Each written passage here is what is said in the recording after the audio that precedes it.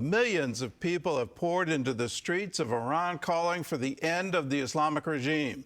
The government is fighting back by cutting off internet access and threatening a crackdown by security forces.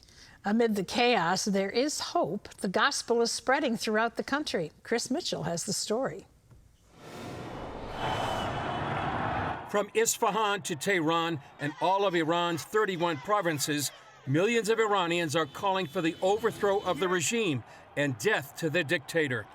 President Trump posted on Truth Social that more than 1 million rallied in the streets of Iran's second-largest city, forcing regime forces to leave.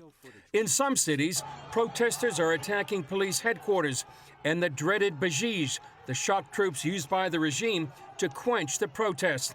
So far, more than 2,000 protesters have been arrested and dozens killed. The U.S. State Department is publishing posts in Persian to the Iranian people with President Trump's statement that if the regime kills protesters, the U.S. will intervene. In an attempt to smother those protests, the regime is shutting down the internet, and some reports are emerging of massacres by government forces during the blackout. Despite the internet shutdown, the momentum of the movement seems to be escalating. Exiled Crown Prince Reza Pahlavi issued a call for action for yesterday and today. Starting precisely at 8 p.m. wherever you are, whether in the streets or even from your own homes, I call on you to begin chanting exactly at this time. Based on your response, I will announce the next calls to action. Many say Iranians are now looking to Pahlavi. They are chanting the final battle.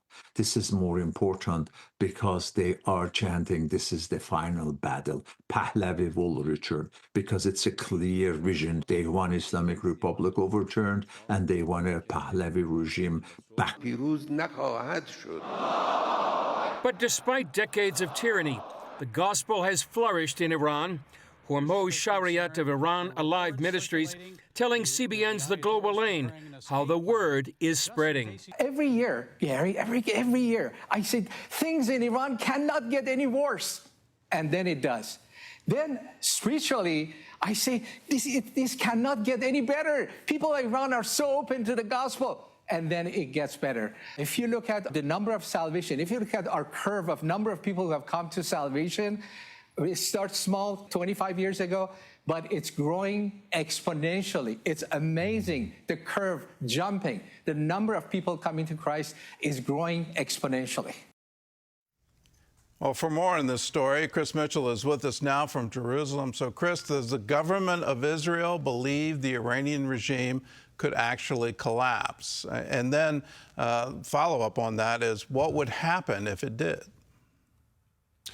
Well, Gordon, yes, I do believe Israel believes it could collapse. It's possible, but I would say not inevitable. But Iran right now faces a perfect storm. They have an economic collapse.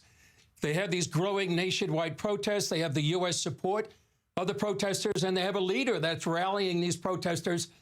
But the regime is fighting back, Gordon, and reportedly using the IRGC to quench these protests, even Iraqi militias to come in and quash the rebellion. But there's also cracks in the regime, Gordon, and reports, for example, that the family of Iranian President Hassan Rouhani and the Speaker of the Parliament, they're seeking asylum in France. So we really could be at a tipping point. And what could happen if the regime collapses? Could we see a return of Pahlavi?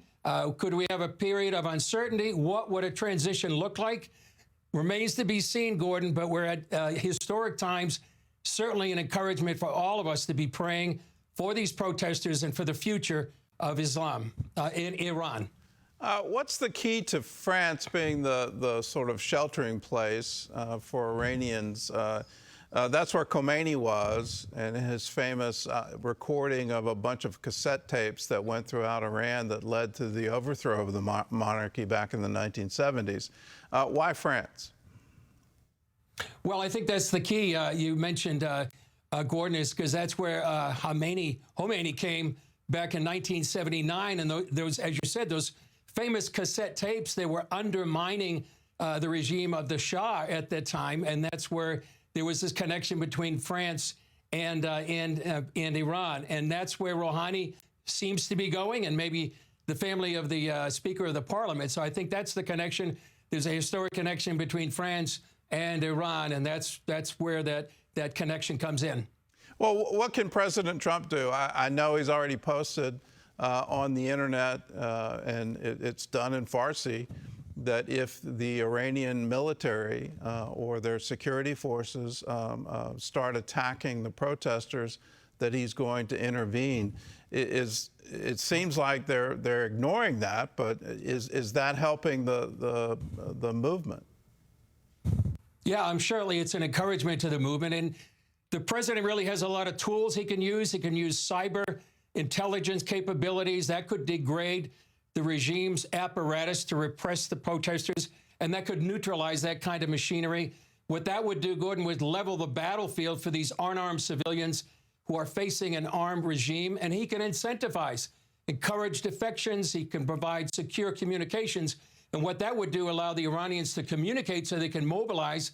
Also, he can intensify diplomatic, economic pressure, and some people are saying what he doesn't need to do is to retreat. He needs to seize what many believe is a historic opportunity to help these people in Iran overthrow this dictatorship that may come just once in a generation.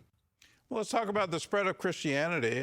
You know, I've been hearing for years that the Christian population of Iran, it's the fastest growing Christian population in the world. So what are you hearing from Christian ministries inside Iran about the spread of the gospel? Well, Gordon, I think this is one of the major stories of the Holy Spirit and the church in the world today. What we're hearing is quiet but powerful underground revival, many ministries that are working with Iranian believers inside and outside the country. We just focused on Iran Allied Ministries in that report, but a deeply growing spiritual movement, many converts from Islam coming to faith in Jesus, meeting in secret house churches, small fellowship gatherings.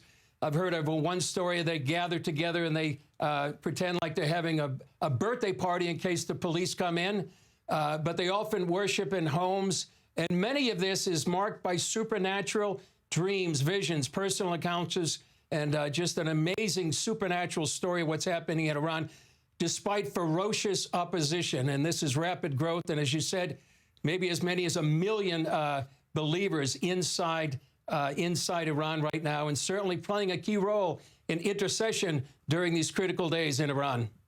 Well, let's turn our attention to Syria and the Syrian army attacking Kurds in Aleppo. Once again, Aleppo in the headlines. Why is that so important, and what can the U.S. and Israel do about it? Well, I think it's important, Gordon, because it's really showing the Syrian regime showing its spots. And what's happening right now is the Syrian army is surrounding 2 Kurdish neighborhoods in Aleppo. And what it's doing, an Israeli minister, Amichai Chikli, here in Israel, is saying Syria, backed by Turkey, is accusing it of ethnic cleansing. The same thing they did with the Druze, the Alawites, and the Christians within the past year.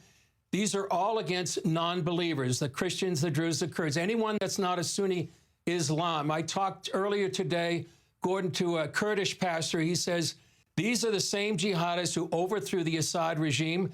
Now they're part of the Syrian army, and they've just simply changed their uniforms, taking orders from Turkey. He says the Syrian ministries are keeping quiet, but he's appealing to the governments of the world and intervene to stop, in what he says, quote, the massacres taking place in his neighborhood. So the U.S.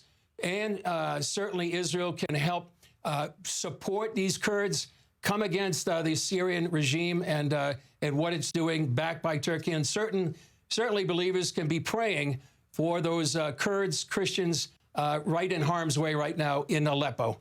All right. Well, Chris, thanks so much for the insight. Thanks for being with us, and continue to be the watchman on the wall for us all.